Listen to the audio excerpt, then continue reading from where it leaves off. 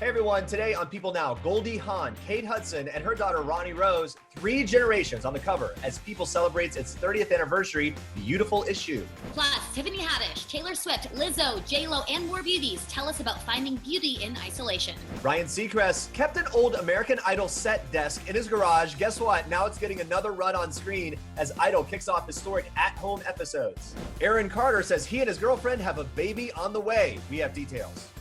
It's an interesting psychological thing, I think, because it's all the normal puppy things that you would be doing he's not doing. Leslie Bibb tells us about her new movie, New Puppy, and about hubby Sam Rockwell's wild habit of lassoing people. Yep, we will explain. All that and more today on People Now. Let's go.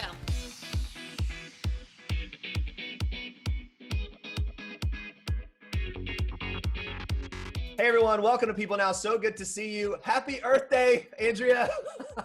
Thank you, Jeremy. Yes, happy Earth Day to you too. Have you been doing anything for the Earth? I've been looking out at that Earth and appreciating it. I would say this, I appreciate all of nature so much more on my walks around when I get a moment out, a breath of fresh air these days. I'm not joking, I really do. Every bird, every tree that's blooming for spring, it's beautiful and I really do appreciate it more, not being sad. Yeah. We've been actually planting trees. Really? Yeah, we've been planting some spruce trees, some birch trees with the whole family, so that's been really fun. Are we talking like tiny little saplings, like they've already got some growth, or what? Yeah, little baby trees. Really good with a shovel. I would love to hear more about that, and you need to post more on your story, please. Okay, sounds good. We have a lot to get to today, starting with this. Take a look. This desk right there, we're going to do the show on Sunday for everyone to be able to vote, but this desk is the original desk that Randy, Paula, and Simon had. And so it was in my garage in storage, but I never thought we'd quite use it again. Yeah, you never know when the original American Idol set will come in handy. Ryan Seacrest revealing in an Instagram video on Wednesday that he held on to the first original American Idol desk and that it will be used to broadcast to audiences remotely from 25 different locations. In the caption he wrote, "Kept this in my garage for over 3 years in case of an emergency. The time has come."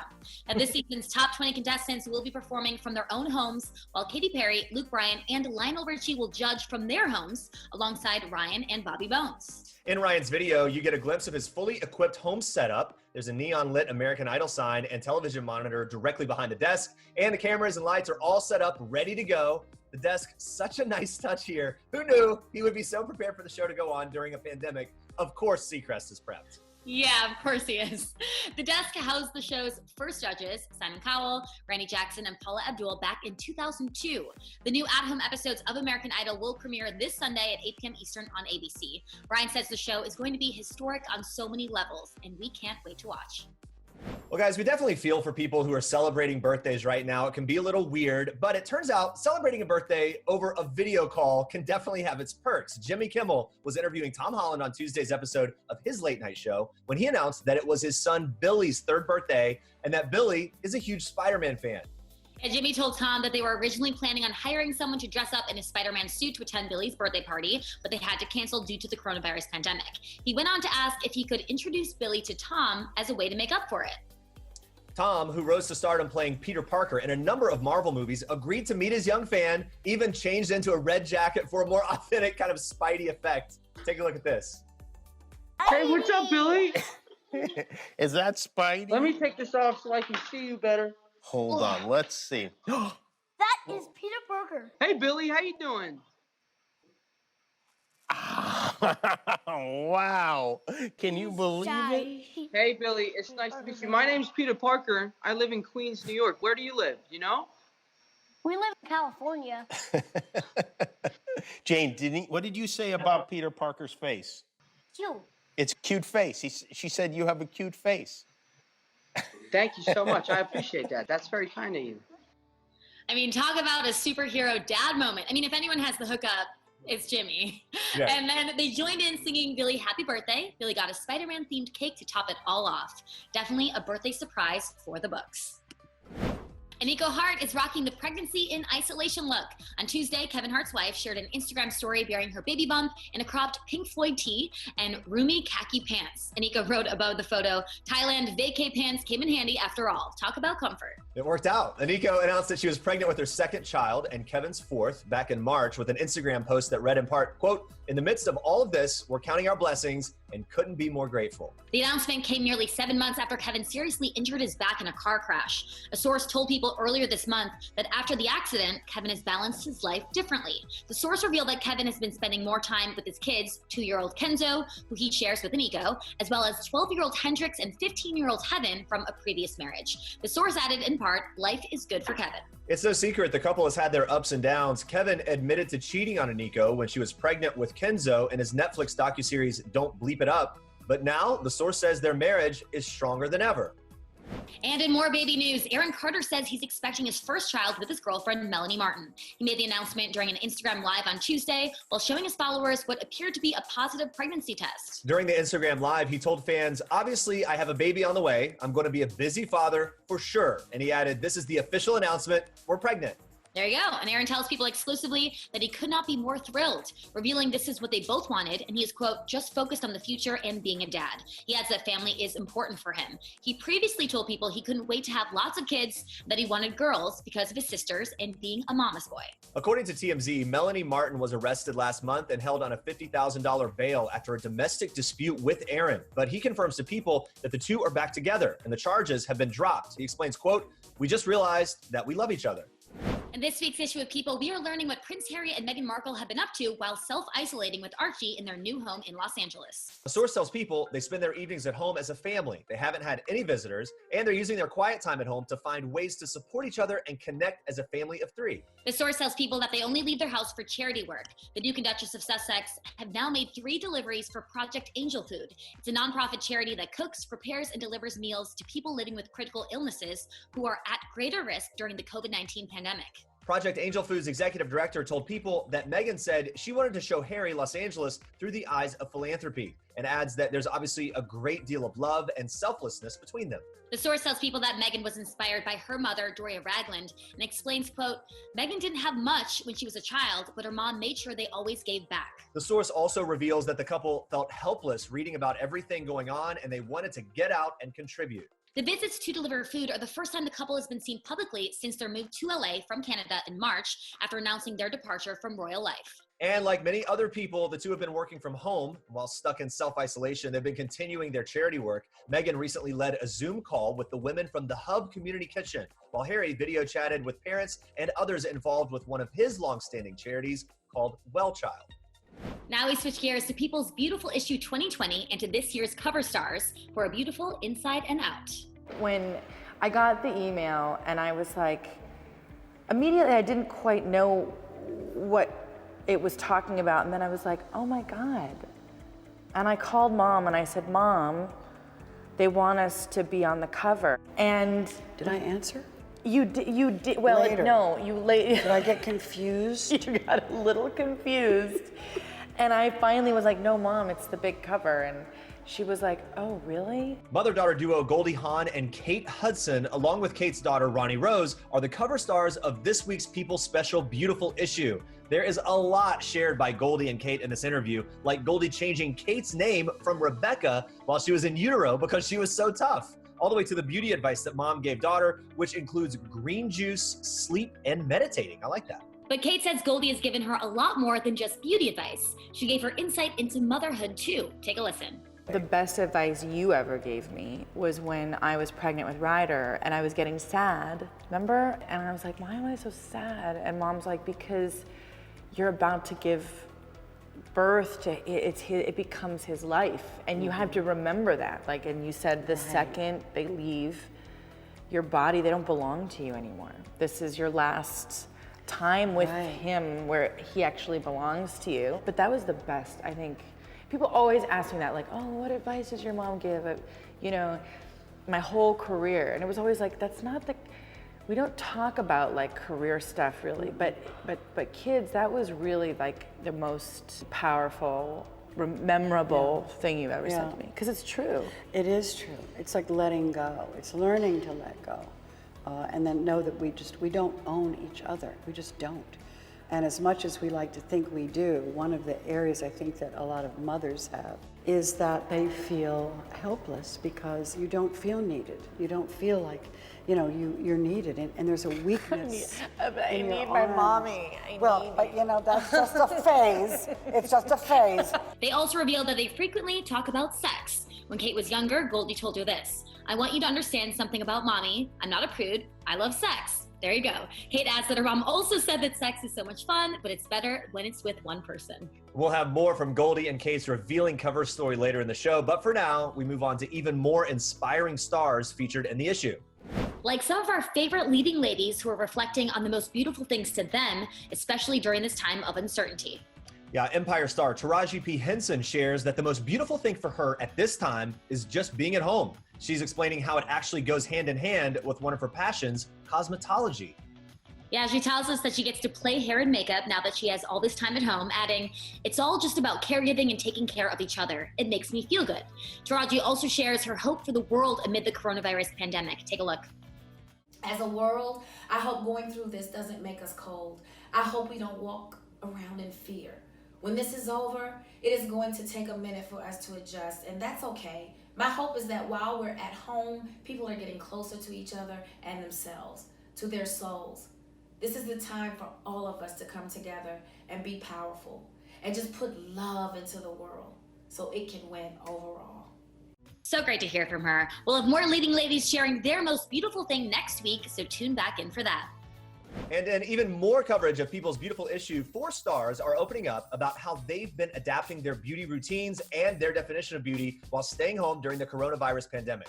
Jennifer Lopez had a record-breaking year starring in Hustlers, turning 50 and headlining the Super Bowl halftime show with Shakira, but now she's embracing a slower pace at home and focusing on quieting her mind. She tells us this: "I'm letting everything take a break. My hair, damaged from 20 years in the business, letting my nails breathe, and generally taking care of myself. We don't want to come out of this without growing." Another confident queen opening up in this week's issue is the one and only Lizzo. You know she's feeling good as hell, but the Grammy winner and body positivity champion hasn't always been so confident. She admits that when she was growing up in Houston, she didn't see beauty in herself. Now, Lizzo's all about embracing her natural look. She's currently on break from tour, and she's grateful for this time. She tells us, quote, "I think it's cool that we get the opportunity to turn off."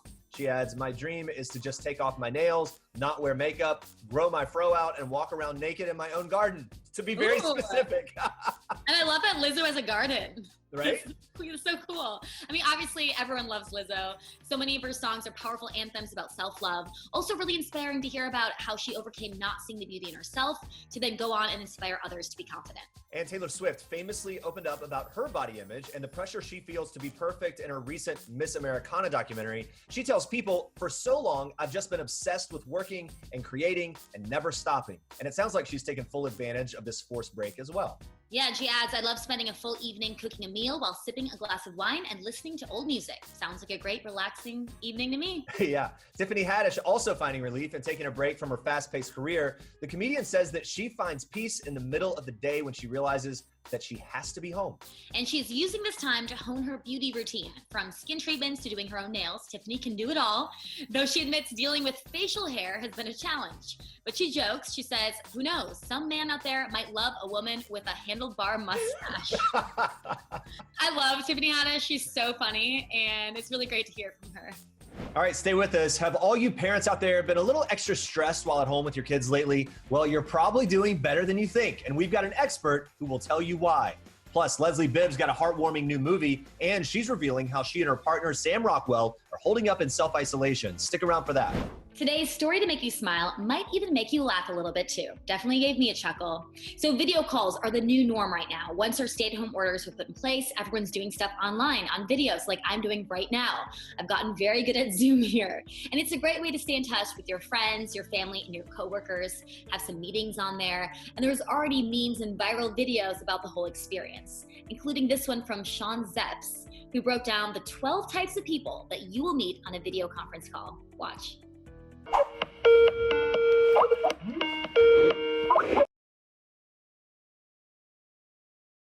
Sorry. KPIs aren't as relevant this time around. So if you could just note that in the briefing document. That our customers are what? Oh, Sorry. 2 screens. The least creative one of every single person here. We have the skills and they're paying them. Well, I actually got it from Chris. I'm just trying to figure this thing out. By interjecting different themes every so often. Sorry, it's just cars going by. It's just cars going by. To make, we can stay up for a second. You'll see week 1, and then you'll see today. Lindsay Powers, author of the book You Can't Bleep Up Your Kids, knows a thing or two about parenting. A couple years ago, she started the No Shame Parenting movement, and today, her hashtag No Shame Parenting has reached over 170 million people. As parents, we're always questioning ourselves, thinking, am I doing this right? Even comparing ourselves to other parents. It's even worse right now as many of us try to homeschool our kids, but Lindsay's message is parents are probably doing better than they think. I love Lindsay's parenting advice. It makes me feel good and less guilty. And her fans do as well. So I caught up with her for a parenting-themed rapid fire. We're calling it Lindsay Says. Watch and take notes. So the first one, I'm afraid my kids aren't eating healthy enough. Am I a bad parent? No, in a word, you are not a bad parent. First of all, so many preconceived notions about food that's so-called bad or good. Kids need more carbs when they're young. It helps their bodies grow, their brains grow. So mac and cheese for everyone. Also, research shows, as I found in my book, You Can't Blink Up Your Kids, that it's more important to spend time together than what you're actually eating. So also get rid of that guilt. And lastly, think of comfort food right now. We are in the middle of unprecedented times, and there's something to be said about eating for comfort and not being so hard on ourselves about having this quote unquote perfectly balanced meal. Well, that kind of comes to the next one. The question is, my kids are asking me for snacks. I can hardly get work done. What should I do? I guess your take is give them a snack. Give them a snack. We've done a couple of different things that work for my family. It really can depend on what works for your family, but some ideas are to make designated snack times during the day and to hang a sign on the wall that 10 o'clock and 2 o'clock are going to be snack time. I've also seen people have success with making a basket or bowl for their kids with a couple of different snacks and giving them to their kids and saying, this is your quota of snacks. You've got your 2 granola bars, your banana, and a handful of gummies. And then when their kids are done, they're done. I think just because it's a weird time doesn't mean we want to stop having boundaries and rules. Yeah, I like that. The idea of kind of setting structure with it certain times a day. We've also done a kindness chart, which is to sort of to combat the bad behavior, but they get a sticker for certain things. And then, we'll reward them with a snack. I'm all about bribery with the kids. I think it's very effective tool. Bribery can work. Let's talk about this. The math homework. I was saying this to you right beforehand. The kids are at school. My little girl's in 2nd grade. I was saying I've got maybe a year or 2 left before the math homework is gone. Look, if you're struggling with keeping up with the schoolwork, what do you say? So first of all, don't be hard on yourself. Right now, we can focus more on life skills than book skills. I don't think our kids are going to look back during this time and also say, oh, we should have spent more time on math worksheets. But also look at I can get it to they will not say that. And we shouldn't either, I Right. guarantee we won't. But also, you can reach out to their teachers and ask. There's so many virtual learning opportunities and ask for some help. See if there's other fun ways to teach math with change in your house, depending if you have younger kids. Cooking is a great way to go through math. So math worksheets, let them go, do the best you can. We're all in the same boat together. All right, here's something I'm hearing from a lot of parents that I'm friends with. We're in isolation, we're cooped up, or we're kind of around each other all the time. Kids are throwing temper tantrums. How do we discipline them? So it's really normal that kids are throwing temper tantrums right now. It's a way that they can express anxiety, difference in their day-to-day routine, and fear. I think the best way to counteract them is to show more love, to show more cuddle time. I think just extra comfort for our kids, but then also to maintain boundaries. We can't let go of timeouts and rules. I think kids sometimes push us to gain some stability in a world that feels a little unstable right now. So don't feel bad about continuing on with your normal discipline routine. Well, part of that kind of plays in here with the screen time. And I will just tell you, during this social distancing isolation thing, our screen time is through the roof. And I honestly don't feel guilty about it. Some people do. What do you say about that? The screen time, also, just throw out every single rule. When I was researching my book, You Can't Blink Up Your Kids, I was able to show there's a lot of benefits to screen time. It can help people connect, which of course is more helpful than ever right now, more useful. Kids as young as 18 months can learn from it. it's screen time is not something to be concerned about. Again, you are not going to look back at this time and be like, wow, I really wish my kids watched less Paw Patrol during that global pandemic. So I'm also going to say this, that there is so much really good educational programming for kids that I've found to be incredibly helpful. It's like, wow, yeah, you can sit down and watch that for an hour and walk away, and they're telling me new facts about science and animals and things or whatever that I never knew.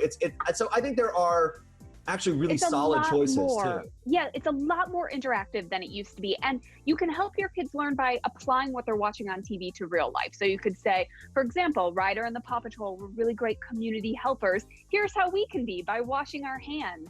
Let's talk about this. When a kid is maybe in these situations or this kind of the moment we're in, maybe start acting out in uncharacteristic ways. What do we make of that? I think that it's right now, kids are going to express their feelings in a lot of different ways, depending on their age, just as we feel a wide range of emotions. And I think the best thing that we can do is to be open and transparent with them. We can share our feelings, say, we're feeling a little nervous or we're a little disappointed that we can't do this fun activity we had planned, but then also continue showing our kids that we feel feelings, but then we bounce back from them. It shows, it almost gives parents permission to have the full range of human emotions, which is something that we're lacking a lot in adult life when you scroll social media and everybody seems perfect. Yeah. We're saying, hey, we're not perfect and it's okay, but here's how we're going to keep going. That's really great. And what about people, and I find this too, now that we're, a month into this kind of being at home, running out of ideas to keep the kids occupied while in isolation. What do you kind of feel about that and ways to kind of change it up and make it interesting? So I'm not opposed to boredom. I feel like modern parenting, we are expected to plan every single minute of our children's days. Yes. But but we should allow our kids to be bored and play with each other. It's going to foster more creativity. It's going to foster resourcefulness, which are great skills we want them to grow up with. And so I think we just should give our kids some more space to experiment with different activities on their own. For more on Lindsay, you can follow her on Instagram at No Shame Parenting and check out her book, You Can't Bleep Up Your Kids. It's available now. All right, now watch this. This is James O'Connor. He's gonna teach your mama how to run the farm. What? All right, 2 minutes out in the barn. Where? It's a big red structure out back. These are chickens, and these are goats. Yeah, that's Taylor. That one right there is Katy Perry. Do they all have names? Yeah, they all got names, but I just call them Goat. I'm not sure I'm the farming type. I would agree with that. I am not cut out for this. We need to hire a real hand. She'll learn. If you're looking for the perfect heartwarming movie to watch at home, look no further than The Lost Husband. Leslie Bibb stars alongside Josh Duhamel, and she opened up to me about getting Josh on board for the project. I was a producer on the movie as well, and so I remember calling Josh and saying, I'm sending you a script. I hope you, and he was in the middle of some stuff, and I just remember, he hadn't even finished the script, and then I called him because he was about to go out of pocket for a week, and I was like, we need to get him attached to the movie, so because we were really going really fast, and we had this 45-minute conversation, and it was so easy just from the conversation that he committed to the movie without even finishing the script. Wow. He was like, I'll do it. But I think he's really smart. I think he's perfect for this part. I think he's really funny. He's so inherently likable. And I think, he should be a major movie star. He's got a real package, total package about him. So we were really I felt very grateful to get him. So not sure if you guys saw, but Josh Duhamel has been showing off some dance moves on Instagram lately. I got the scoop from Leslie on what she thinks of his moves. He loves to dance. I'm not sure he's the best dancer. As somebody who has a partner who's a really great dancer, no, he's good spirited and he's a kind person. So yeah, he's That's really true. cool. The bar is really high because you got Sam, who is a great dancer. I know. We just posted on Instagram of him dancing. I know, I did. I was like, I'm going to post this. And this is my favorite thing. So I posted this thing because I have this video and I was like, this will be good. America needs something good right now. We all need something good. And then we posted it, and my friend Lauren, who is a journalist, she said something. She's like, this put every TikToker to shame. And so I read that comment to him, And Sam goes, without missing a beat, he goes, "What's TikTok?" Of Because course. Sam, doesn't have an Instagram. He doesn't know what Twitter is. He literally calls the Kardashians the Kardashians. So I recently interviewed young actress Brooklyn Prince, who told me that Sam Rockwell, Leslie Bibb's husband, would lasso her in the parking lot on the set of their movie, The One and Only Ivan. It turns out Leslie wasn't too surprised. He loves to lasso. Yeah, he loves to lasso. Is that something that you've learned how to do too? Oh my God, no. Do you know how hard it is to learn how? Yeah, well, you do. You're on a farm. It's really hard to learn how to lasso, period. But he studied it for, I don't know, over a year, because he was doing a play on Broadway and he had to lasso in the middle of the play. He was doing this play called Fool for Love. And so he learned how to do it. And so, yeah, he loves to lasso people. We used to have a thing in our backyard in our house in Los Angeles. We'd all put on a parka, a big down coat, and we'd run around the backyard and he would catch us. We were a herd of cattle. Leslie and Sam are currently isolating together in New York, and she explained to me why it hasn't been easy. It's hard. It's really hard. It's intense because we have a really old dog and we have a puppy. So we're constantly, everyone's stay inside, but we have to walk them and a puppy. So I'm constantly outside 8 times a day. You got that puppy about a month before the stay-at order kind of went in place. Yeah, so how is the puppy doing though? How is Gus doing? Thank God I have our older dog Sadie, because he really takes the page from her book. But he's good. He's a puppy. It's just weird. For the first time when we went out on the street and everyone was in masks, he was so frightened. It was he was something from Fright Night or something, the way he looks at people, and he's not able to socialize with other dogs. And so it's an interesting psychological thing, I think, because it's all the normal puppy things that you would be doing, he's not doing. But he's great. He's sweet. I guess it's a good distraction, but it would be nice to have a backyard where I could just open the door and not have to Karen Silkwood every time I came back in the house, Hey, puppies make everything better, right? Even in the midst of all this craziness, Leslie has found an amazing way to give back to the community. So one thing I've been trying to do is try to reach out and do something. So I was working with this group. There's a coffee shop in New York called Everyman Espresso, and it's a mom and pop shop. And this guy Sam decided to get coffee to all the hospital workers in New York City and deliver coffee and something to eat to them, because what they're finding is that all the diners and all the coffee shops are closed. So they work these hospital workers are working 12 to 20 hour shifts, and they don't even have something as simple as a hot cup of coffee. So he started delivering coffee, just sort of a one-man brigade to do something good. So my friend Piper Parabo, who's also an actress, we sort of took this, I think last weekend. I was tired of sitting around in my butt and donating money, but not really doing anything, sort of helping from afar. So we raised some money for him, and it's we're still trying to continue to do that. And you can go to www.fuelfrontlines.com and you can contribute and buy coffee. And now he's partnered up with Juice Press, and they're trying to get smoothies to them. An amazing organization, really great idea to provide coffee for those healthcare workers that are doing such a great job in such a stressful situation. All right, now we move on to more from this week's cover story. Goldie Hawn and her daughter Kate Hudson, along with Kate's daughter Ronnie Rose, are People's Beautiful Issue 2020 cover stars. And this is one tight-knit mother-daughter duo here. They're so close-knit that Kate reveals she actually wants to buy the property next to her mom's. She jokes and says it's another thing that she needs to discuss with her therapist. And while Kate and Goldie have a really strong mother-daughter bond, there's also a strong bond between them and their partners. Goldie has been with actor Kurt Russell since 1983, and after 37 years, he still makes her feel beautiful. The other night, I have to say, we were gonna go have dinner, and he looks at me and he goes, you're unbelievable.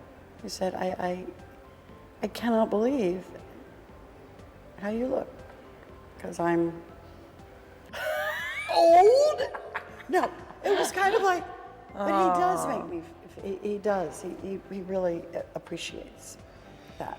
I think too, it's so interesting because you guys have been together for so long, and sometimes I look at it and I'm like, how do you guys do it? You know, I'm still working on that. Everybody works on it, right? But I think what's beautiful is that you do. Like, you know, I mean, it's a hard thing as you're, I mean, we all of us kids talk about it all the time. Like, to live up to that is really the goal, right? And you could, everything about like their relationship, but just the fact that they have been able to maintain a unit for everybody, for us in times of turmoil, for all of their grandkids, for all of our kids, like they really are the center of all of our lives. And that in itself is beautiful. They do complement each other so well. Meanwhile, Kate has been with Ronnie Rose's dad, Danny Fujikawa, since 2016. And she says that he makes her feel loved even when they fight.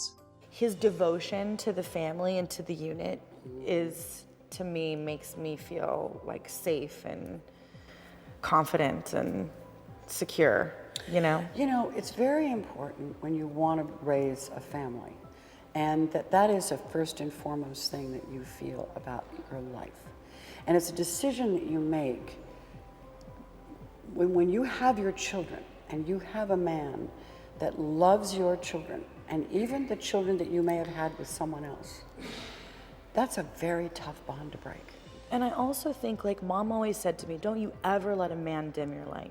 Don't ever let that happen, no matter what it is that's going on in the relationship. The second it starts to dim your light, you need to go inward and try to like really, in the most loving way, look at the choices that you're making. Not blaming anybody else, just looking inward.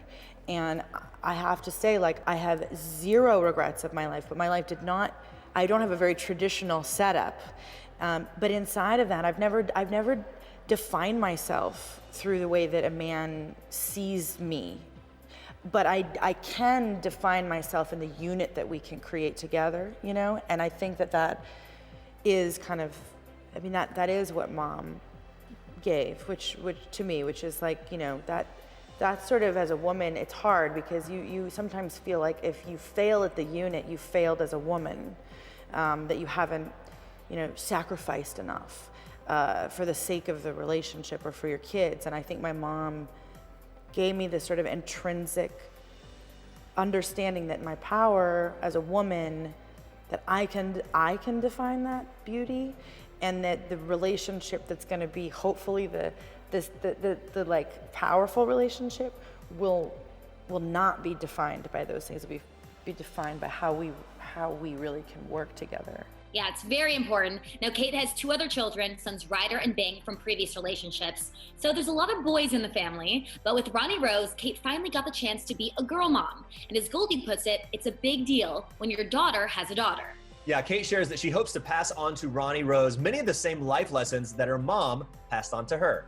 The fact that I was able to accomplish the things that I've been able to accomplish, that my mom gave me the floor and the opening to be able to feel confident enough to go out and feel like my life could be my own life, and then all of a sudden here we are with little Ronnie, and I don't know, I just thought like, wow, I hope I can give Ronnie that kind of floor. Like, I hope I can give her that kind of... Thanks, honey.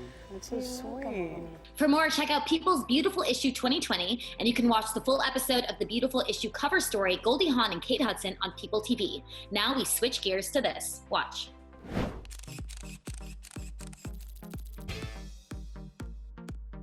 Are you gonna pack your self-portrait? That's not me. It's just some sad gay man that bums everybody out. My mistake.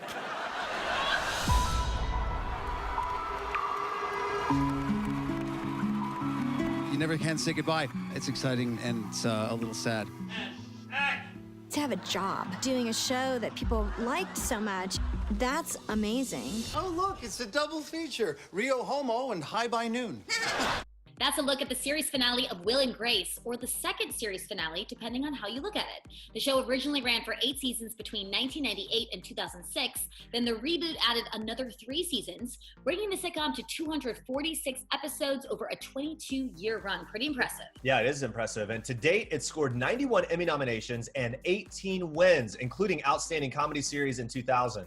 Will and Grace is also one of the few shows in television history where each cast member has won an Emmy Award. The show, which is famous for its slew of guest stars, also nabbed Emmys for Gene Wilder in 2003, Bobby Cannavale in 2005, and Leslie Jordan in 2006. When it was announced last July that this season would be its last, Deborah Messing posted on Instagram that the reboot was only supposed to be 10 episodes, but quote, because of you, the fans, it has turned into 3 years. At the time, the series creators said in a statement, we think of the Will and Grace reboot episodes the way Karen Walker thinks of martinis. 51 is not enough, 53 is too many.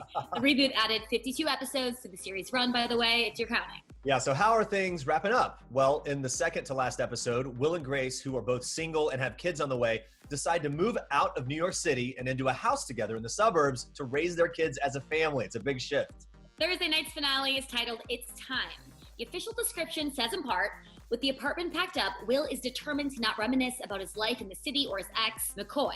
Grace, on the verge of giving birth, keeps having false alarms of going into labor. Meanwhile, Karen goes to the top of the Statue of Liberty to get closure with her ex-husband, and Jack's dream of taking a bow on a Broadway stage becomes a very real possibility. So they're tying up all those loose ends there. I love it. And the Will and Grace finale airs Thursday, April 23rd at 9 p.m. Eastern on NBC, followed by the Will and Grace retrospective special. It's at 9:30 p.m. Eastern, which will highlight some of the best moments of the series as cast and fans share stories about the beloved show.